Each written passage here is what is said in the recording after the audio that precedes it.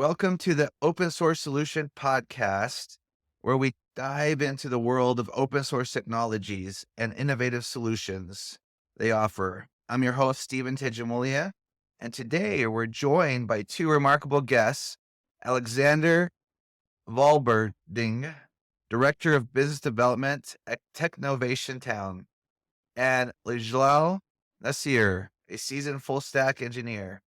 Together, we're going to explore how strategic partnerships can serve as a catalyst for growth, innovation, and operational efficiencies in the world of technology. So let's get started. Alexander and Ijlal, can you give us, especially the audience, a little background on yourselves, a little background on Technovation Town, and then we'll get into a very exciting session on Sure. partnerships.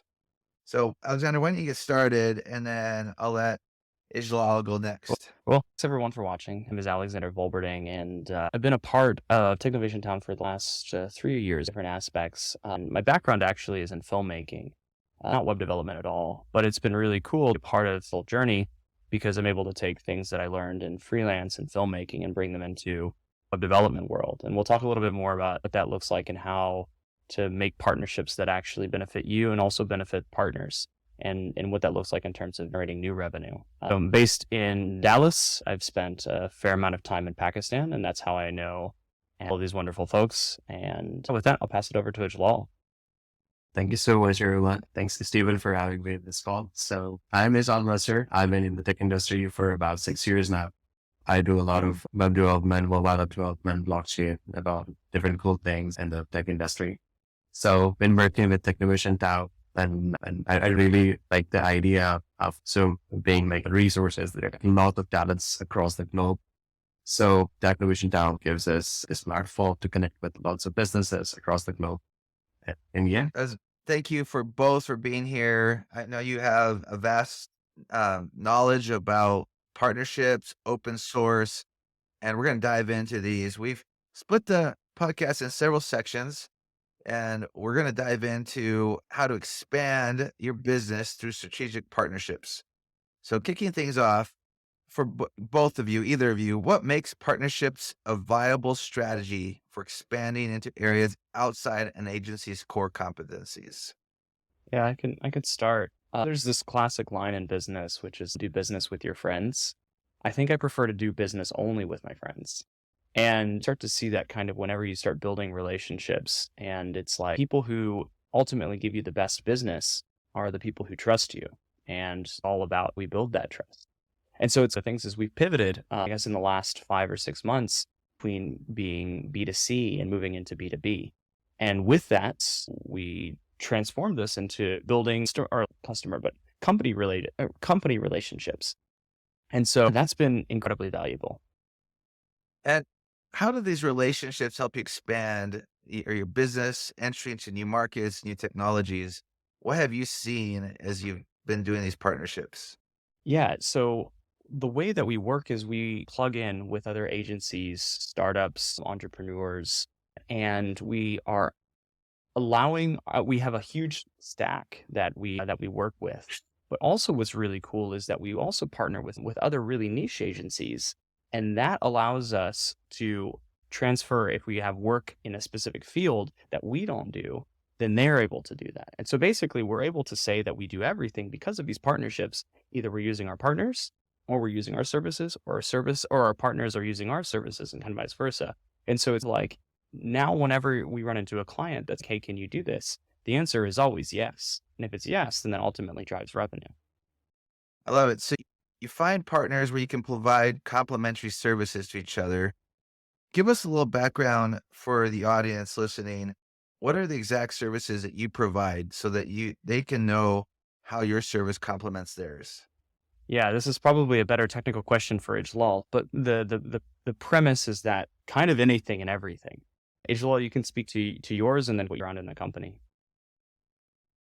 Sounds good. We provide a wide array of technology services, including live app development, web apps, website development, web apps, e-commerce. We work with a lot of different industries, e-commerce industries, healthcare industries.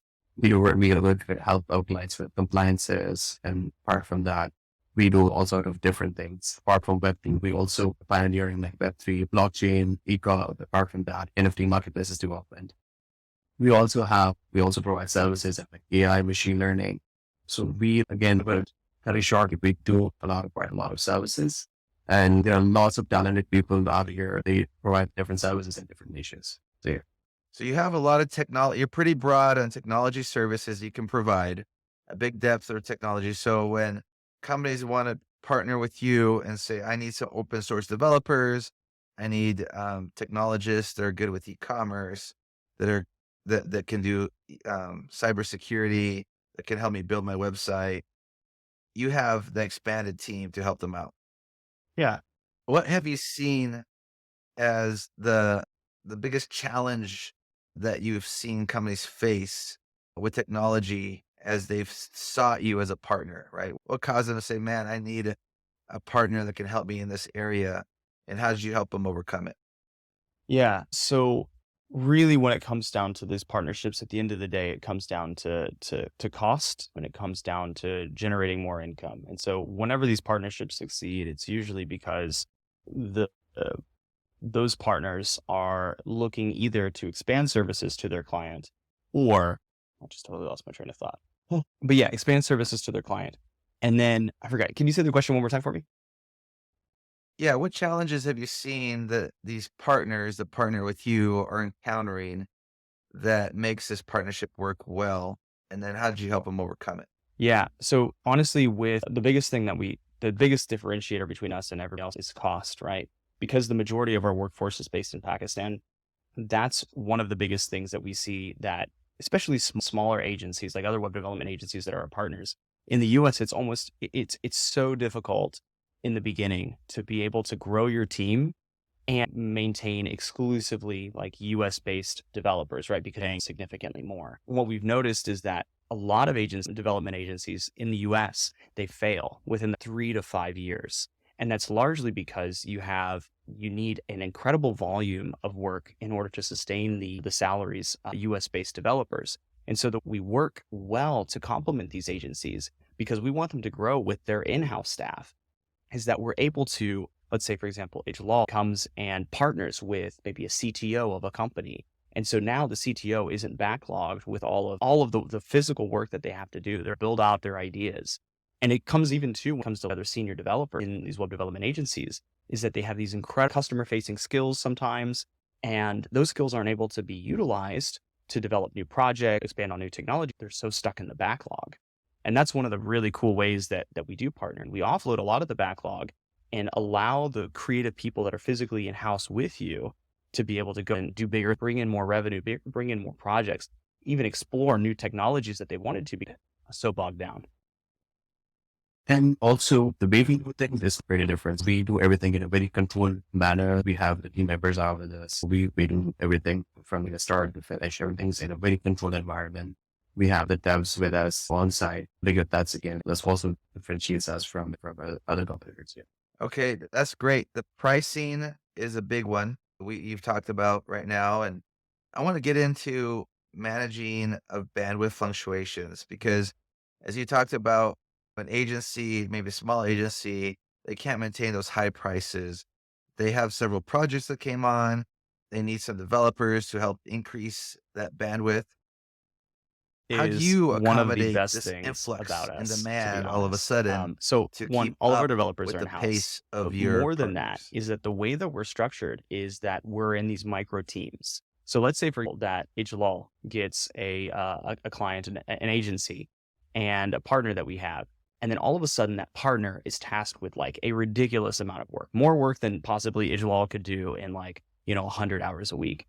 Well, what's really cool is the way that we're set up is that we are team-based, these micro teams. And so in Buddy, they're actually developers that can join his team and be a part of him. And that can grow and that can decrease depending on the needs of those clients. And so even whenever our partners are like, hey, we have all of this work coming in, or we have no work in, Ijlal is able to manage effectively these teams that are rapidly inflate or deflate according to our customers' needs. And that's just the way the business model has just been, so different, but like so effective. And Jalal can talk about like the actual, what that actually looks like in terms of a real-time project.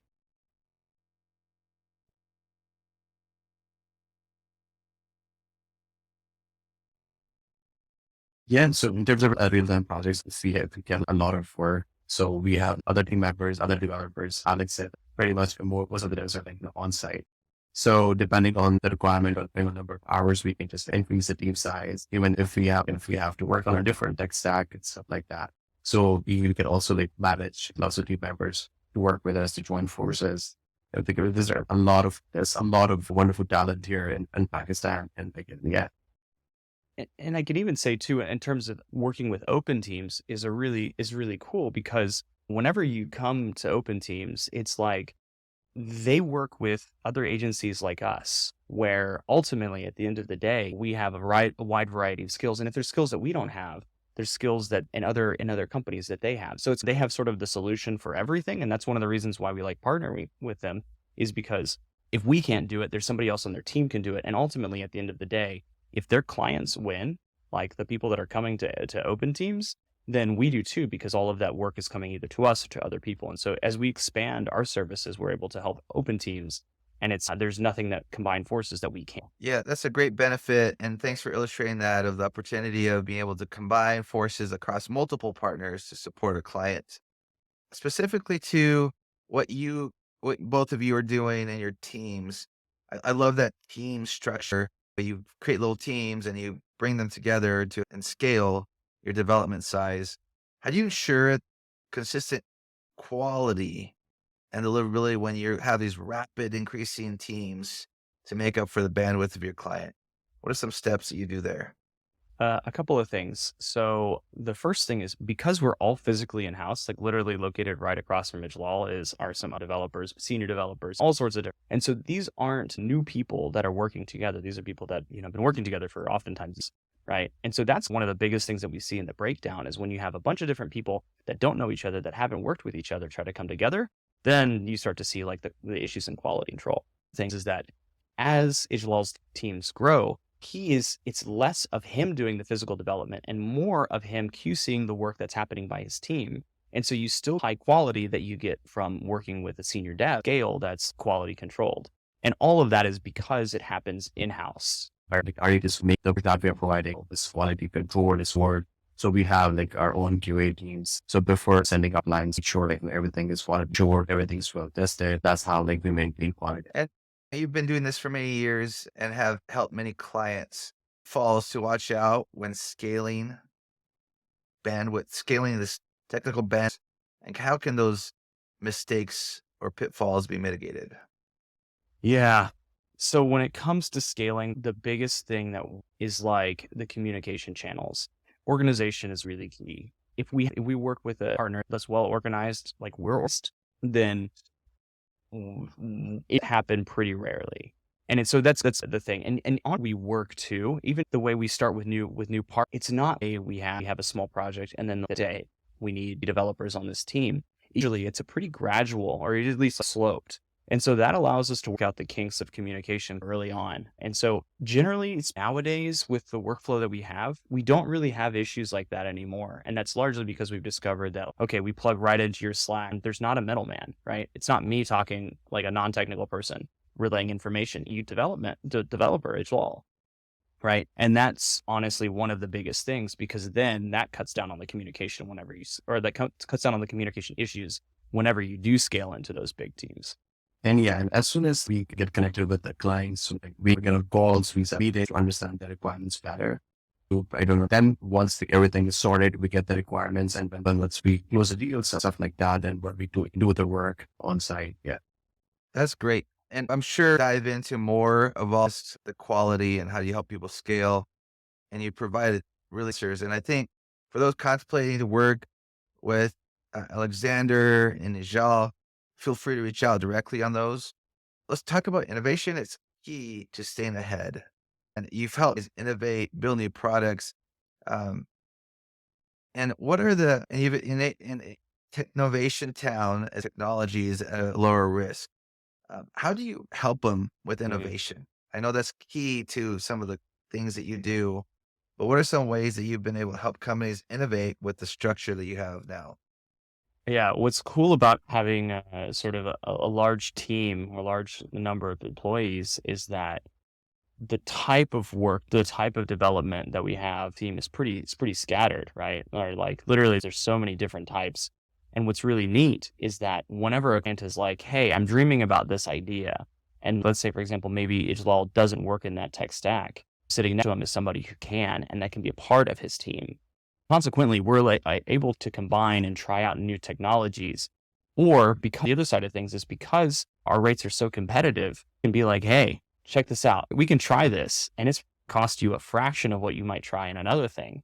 And your risk is pretty mitigated. And then even times too, there's time where we testing out new technologies and we're willing to like try to figure a solution. That way we get the experience and we get the training. And how do we combine these forces? And so we love stuff. And so Jalal could talk a little bit about that.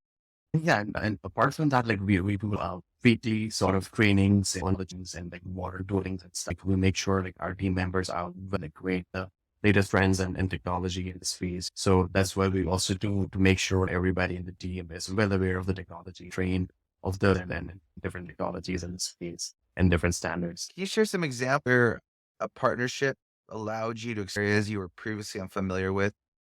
Yeah, Alex. All right. Yeah. So one of the things that was really interesting. So maybe with the explosion of AI, I think really fun because we've been developing websites of all kinds of time. All of this, especially it's become more mainstream. We start to see a lot of clients be like, hey, how do we try this out? How to build a chatbot that sounds, and there was a point in time where experience with that, right? Right. And so we started playing around and testing it. And the way that worked is we start small increments and we're like, hey, like we do this together. We'll give you a discount on these kinds of services. We're working and trying on these fronts. So that's it's like Alan got to have 6 months to a year where we're trying out these new technologies that people were just previously had heard of. And so that's a really cool way that we were able to do that was because we had a handful, like a small handful of developers who had experience that were testing it out on their own time with their own projects. And they're like, hey, we can implement this with this project here. And so tell us a little about that structure with developers that you have to test out these new innovative technologies. How do you organize yourself to facilitate that? Alex said what we do is when we have to work on a technology that's just expertise. So what we do is we usually break those things chance rather than going out and giving a full project or like a complete project. So we basically into this one like then dedicate different like resources. People who are equate with our chance, like talking about AI. AI is made of like a lot consists of a lot of things, different components. Like first, like data start reprocessing. So what we do is have an AI project, something like that. What we do is we basically like break down the data into a smaller chunk, dedicate those smaller chunks to the resources where equate. Then what happened is like then we have a team with like the people working towards a goal or a similar idea. Talk about the concept of soft launches. Yeah, in terms of like soft launches, it's like we talked about in the beginning. It's like where, like when there are issues, we can address them before something really major happens. And I think that's a big thing because as the relationship I am, there's always things that go wrong in the beginning. Just the nature of learning to work together. Right? It's the same thing implementing different kinds of technologies. Those things where learn to crawl, not just say so many issues at the end of the game. Yeah, I like how what is the best way you found to all these standards with you have learned that you would like to share with us today? Some of the things that we like to do is depending on who the partner is, incorporate different parts into the channel. For example, it's typically you might have, so one channel like between two partners. And generally, at least what I've seen, we have like the heads of development or the heads of business development, whatever the web development, whatever the case is, a developer. But we found is that oftentimes it's even more beneficial where you have some of the junior devs that are working with Ijlal to be that conversation. So that way they can understand how the client is talking. And then they are able to form their own questions, which is really cool because at the end of the day, those are the people that do have their hands dirty with coding and all of that stuff. And that's been really cool to see how do we fix some of the conversation? How do we shorten that? Because at the end of always save everybody money. Yeah, I like that. I like that a lot. And what role does communication play to maintain the quality across projects? Especially when you're working with offshore, how important is it? And what strategies do you use to improve that communication? This is one of our favorite talking points, or my favorite talking point is because our teams work on CST hours. That there's no gap in communication. It happens right there and right then. Okay, so aligning those two time zones. Any other strategies that you use? Are there meetings, kickoff? What are the best practices that you found to ensure that client, your partner, and you have good communication? We often have a lot of scrum calls, especially it really depends on the clients, but generally found is that weekly, sometimes there can be, especially if there's like a big product launch. But I think that's the thing. And just being available, I think is like how it is because questions happen at random parts of the day. Being able to be like, okay, I can send a message in Slack and knowing that. So then a couple of minutes later, I'll have a response with an update. That's the biggest thing that we found that's been really helpful. So like, how do you keep those channels open as big as you can just to avoid any kind of issues there? That's great. Seems like you have that way under control. Now, when there is discrepancies that happen in the quality expectations, how do you handle that? What have you found that has worked really well? There's a law. Yeah, when you found discrepancies in the quality with your partner, how have you handled it? What are the best practices to overcome those and correct and keep moving forward? Like sure we understand like everything very nicely, right? And so while we work along what is being keep our clients updated about our progress, right? So we give them daily updates or weekly updates upon the client, right? And apart from that, what we do is when we achieve some milestone, we like launches, we let the client know about it, we protocols, like we do like before sending out any work, like I said, we do quality assurance, everything in our end. Then when everything out, then we like if there's any discrepancy or stuff like that. So what we do is we take all the requirements and we work on them. We try to make sure like next time like it don't happen. But and like different because software is as a collection of lots of different things put together. So there'd be like the discrepancy, they can be like in the expectations and the milestones achieved. But we do our best to make this well sorted. That's like getting on discussing the milestones. Perfect. I mean, you build this service company that people can partner with. You've shared how you can help clients with increasing their bandwidth situation, and you're ready to take that on with small teams, quality. You also have a very cool, innovative process as you tackle new and innovative projects. You bring those resources to understand those challenges, understand that new technology. You help build those out with soft launches. You have a lot of different ways to do quality assurance. You work the client's time zone. And then regarding offloading to talent utilization, right? So effective talent utilization is crucial for productivities. How does offloading work to partners help focus your partner's talent and strategic initiatives? And I want to break that down a little bit because that's probably one of the biggest things as I look at your company is, oh, I got these really cool strategic initiatives. I need to offload it. What are some of the benefits? Let's talk about the business benefits for the client. You mentioned some, but please share more. Yes. What's really cool is whenever big field, I think that's really beneficial for us because they might have a deeper knowledge than we do. So while we do cover everything, there are people and there are agencies that we partner with that are hyper specialized, right? And so if we're able to send work their way and like that whitelisting partnership, it means that the quality of the product may be even better, right? So especially when you work on like in that super like niche region. The other side of things is just simply being able to like think clearly. Whenever somebody has like too much on their plate, like you're never able to like do as well as you think you are. So being able to distribute the workload so that at the end of the day, the quality of the overall workload, your partner and you is better. Like that just makes a lot of sense to us. And that's one of the reasons why we focus on all of these partnerships.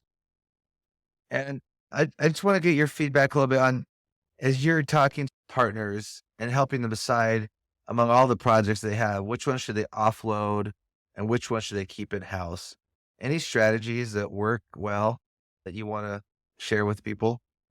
Yeah. So one of the things that we really like is the projects where you have to, where are quite a bit with their clients, that those are managed in-house. And the reason being is because that usually keeps their clients happy when they're interfacing with front-facing employees, if that makes sense, versus it with us. And we prefer to stay on the back end of things for a lot of different reasons.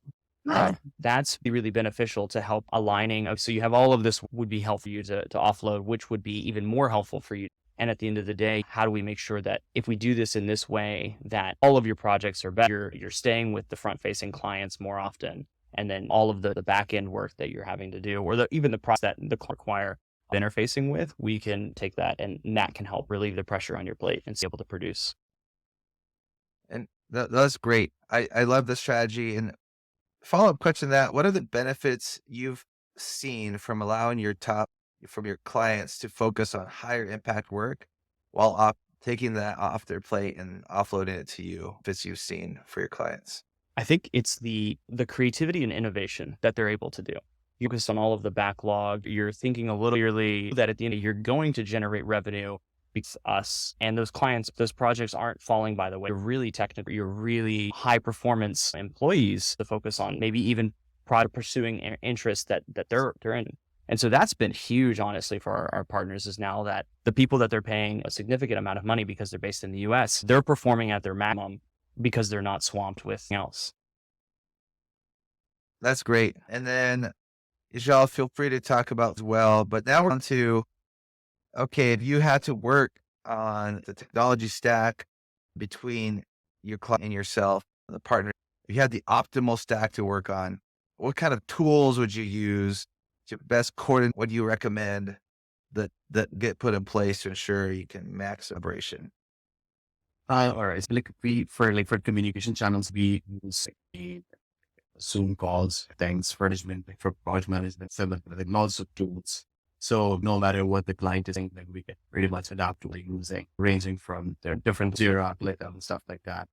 And apart from that, we are like the deep notion that like all the open source technologies out there, there are lots of technologies open source by different people. There's Angular, there's React, right? So we are those technologies and tools.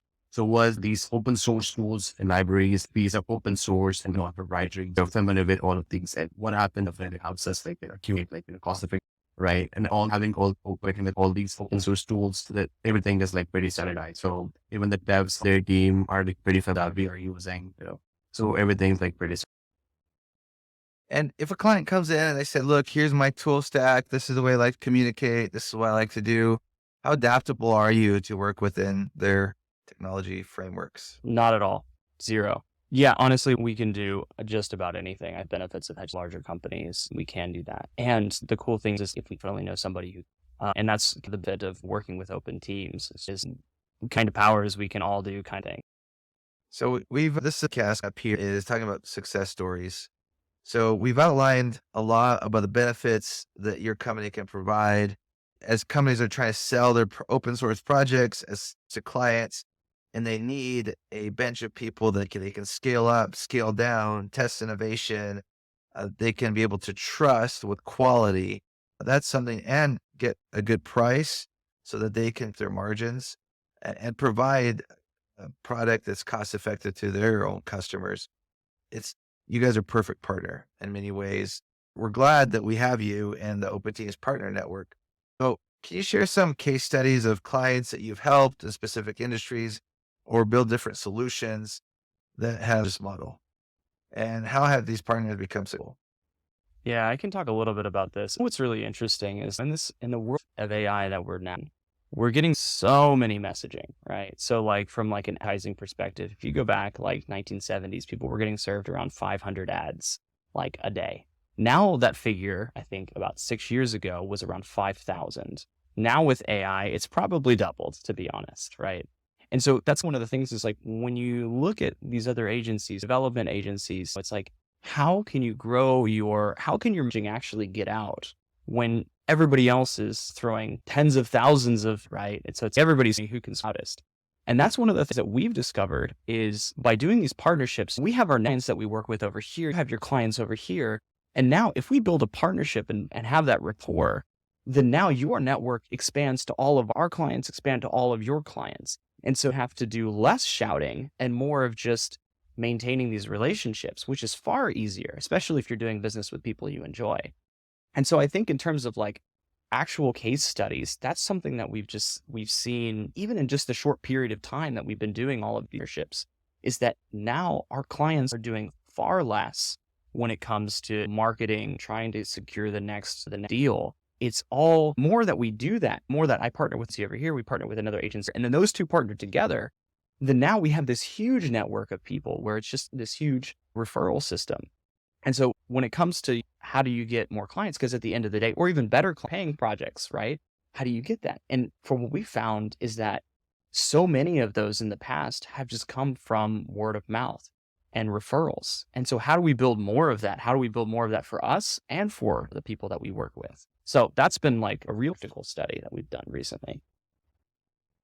Yeah, that is a referrals, helping people opportunity to, it's a kind of an open source partner network Mm-hmm. that helps the business. Exactly. And with regards to helping, and you've seen where an agency or customers had a need and they were able to offload that work to you and they've been successful.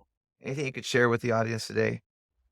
Yeah, I'm trying to think of a specific, a lot of agencies that do, let's say, work on CMS platforms, oftentimes are asked by a client, hey, can we do a custom something rather, right?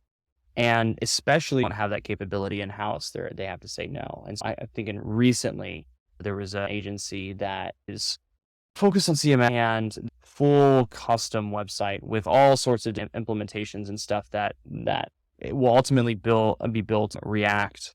And that's something now saying yes to their clients. And that's really cool because now you have Ijlal as one of their members, who all of his experience and can be brought company to build it up. That just allows from, hey, I have some technical skills, but I need to grow out other way. Yeah, like we're working with like visual agencies, like and like especially agencies that kind of thing. So we have a very practical agency. So one of our clients, they work in like they're the visual agency. They do like video editing, they do like graphic design and stuff. So one of their clients was the one that actually built the website and they needed help with building a custom plugin for their site, right? So we helped them out there. So it really helped them see, like let's say, like they didn't have to say no about them to them, right? We were there. We were already plugged into the system. We were communicating with them. We're discussing everything. So we came up with a solution for them. So now the client and their client now, and this entire network is happy and with all the body work that it brought. I love it. I mean, that is a great, instead of having to turn work down or work in technology that you may not have a knowledge of. And as you're selling different projects and there's an open source component, you may not know that. You don't have the bandwidth to scale that team to learn it. You could always partner with your company and be able to execute. And the greater partnership, you're always there to scale. You're always there to help them out, to take on that workload. And you have a big network of people to outreach to, including open teams and this network. So this is amazing. I think you're a gift as companies versus they want to use open source, sell open source, a partner that's perfect at that works closely with open teams. I would say a fabulous job to do that as well. This was a great session. Any closing remarks you'd like to make for the audience today, for those that will be listening, we haven't said already, or that you want to be able to put an extra emphasis on? I will say it's really cool what Open Teams does. We stumbled on them on y'all. And we're really with the work we have. It's really been a pleasure, and we're looking forward to missions. And I think premise that we have of thinking and partnering with other companies is Open Team has too. And I think that's one of the really cool things in this network is that we can ultimately be this mega agency, right? Because we have to so many different kinds of people. And so even to the people, the potential that are looking to use teams, I think that's like a valuable resource because at the end of the day that they have resources across the board, just like it all, who can do anything and everything. So really cool. It's just a really invaluable service, especially in days where you need stuff like yesterday, right? That appreciate for throwing that shout out. Ijlal, any last words you want to say before we end the podcast? Yeah, again, like this is such a wonderful thing. Also got that given them part to grow. I just think that where the talent light is like the things that we are providing like in a controlled manner. I think it's a really good thing, and we can save a lot of time. And businesses can focus more on business. We can help them with all the nitty-gritty details and stuff. Yeah, it's such a wonderful thing. Oh, that's great. For those listening, if they want to get a hold of you, for a hold of Technovation Town, who should they go to? What's the best link? Alexander. just take a look at us, Technovation Town, say hey, and yeah, we'd love to reach out. That's pretty. Sounds good. And feel free to chat open teams. We're more than happy to connect you. It's been a great session, giving everybody in our Open Solutions Network ability to build and create open source solutions with partners that can help you get there. And this was a great session with partners. So thanks everyone for listening. And until next time,